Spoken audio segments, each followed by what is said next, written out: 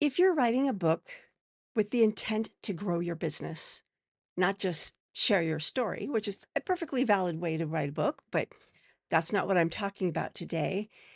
If the intent of the book is to attract clients, to attract speaking gigs, to attract media, to build a legacy, then you want to listen to this episode because you don't want to start that book with just a blank page and a big idea.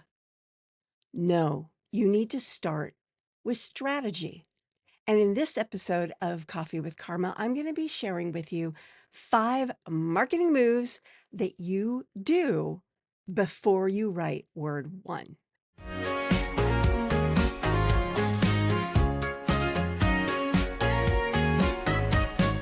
Pour a cup of clarity, sip a spark of insight. Coffee with Karma, your morning feels just right. Hi, my name is Carma Spence, and I help big thinkers, visionary leaders, and seasoned experts write, market, and publish client attracting books so that they can grow their business. And I do it with the help of ethical AI and gamification so that it's faster and easier. If you are watching this video on YouTube, please like this video, subscribe to my channel, and ring the bell so that you get more of my good stuff and the YouTube algorithm will know to push this out to other people who are like you who want to grow their business with books. It's a win-win-win for everyone. Tip number 1, clarify your business objective for the book. If you do not know what you want the book to do for your business, what goals you have for it, don't start writing. This is number 1 because you need to understand your why for this book. Is it to get high ticket clients? Is it to get low ticket clients? Is it to grow a list of buyers? Is it to get media attention, get you on speaking stages? When you know clearly what the intent, your personal and business intent for that book is, it helps you write the right book to achieve that goal. Tip number 2, define your primary reader with precision. You need to understand this reader that you're going for. You need to understand what are their hot buttons, what keeps them up at night, where do they hang out? Because these things will also help you write the right book for that reader. And when you write the right book for that reader, they are more likely to convert to whatever ROI you just decided when you decided on your business objective. Also, when you know where they hang out, you can better market the book to the right people. Number 3, audit the competition and the cliches. You need to understand what's already out there in the zeitgeist of your particular topic so that you can, 1, write the things that your readers are going to expect to see in that book. 2, zig where others zag. And 3, dance or confront the big pink gorilla. I've talked about all these topics in other videos. So just look up Carma Spence pink gorilla, you'll understand that. But basically that's the big idea that everyone's talking about, and you either agree with it, dance with the pink gorilla, or you disagree with it, confront the pink gorilla. You also need to understand what's cliche so that you don't fall into the same cliche. Be more original. Have your own perspective and understand what is your perspective versus what you've just picked up from the zeitgeist. Now, if you're enjoying these tips so far, you will love my Write Book Roadmap at karmaspence.com/Write Book Roadmap. Why? Because it gives you every step you need to be thinking about from, gee, I want to write a book, to now I'm getting on stages and attracting clients and in the media. All of them in tiny little bite-sized pieces so that you can focus on one at a time. And you can also look at the whole checklist and understand the lay of the land. It's broken up into phases so that you can go mini macro, you can go big macro, mini macro, or micro steps. It's all there and it's free.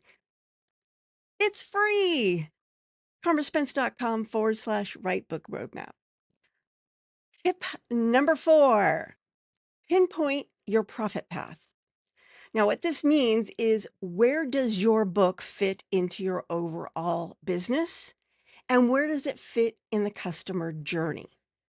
Now, there are two types of customer journey. I'm not talking about the awareness phase and, the one that gets them to buy. I'm talking about the transformational customer journey that you take your clients on.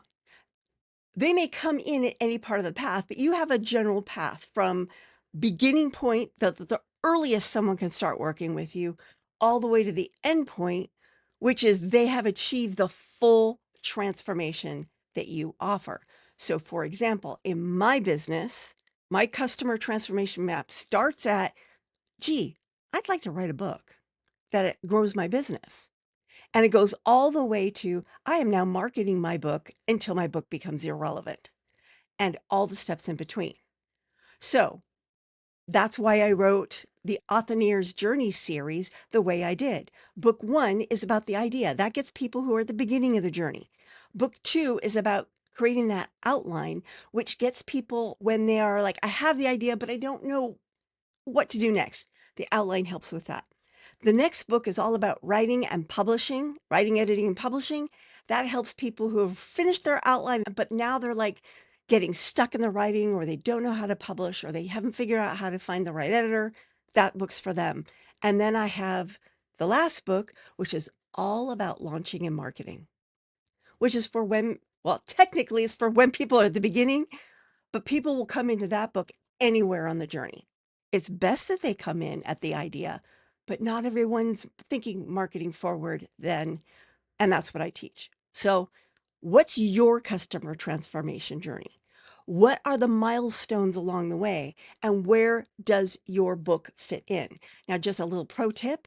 If you want to grow a list and that's your primary goal, then write a book that's the beginning of your transformation journey. If, however, you want to start attracting your more dreamy clients who tend to come in near the later stages of your customer journey, then you write a book to those milestones. That's just a quick tip. I teach that all the time. Number 5, craft your one sentence book promise. Now that you've got those other 4 things, you know what your book's going to do for you. You know who your audience is and what the book will do for them. You know what the cliches and the pink gorilla is in your industry and other books like yours. And you figured out where in your business your book fits. Now you're going to write a concise sentence that says something to the effect of, when this particular type of person reads my book, they will solve this particular top of mind urgent problem. You've got that book promise. Now it's your North Star, so that when you create your outline, you know, does this chapter serve that promise? If it doesn't belong in that book. Or the promise needs to be adjusted. But you don't want your promise to be too wide. You want it to be very focused so that people know what your book is about. It's very clear and they know what problem it solves. That book promise also helps you as you write, because as you're writing your chapters, you're saying, is what I'm saying in this chapter serving that promise? Does it deliver on that promise? And then when you're editing your book, you're always editing it with the idea of, does this book fulfill that promise? Get all that right, and you will have a strong chance of doing exactly what you set out to do. This is Carma Spence. With those 5 tips, I hope you found them helpful. On Wednesday, I will be back with 5 ways to build buzz months before you launch your book.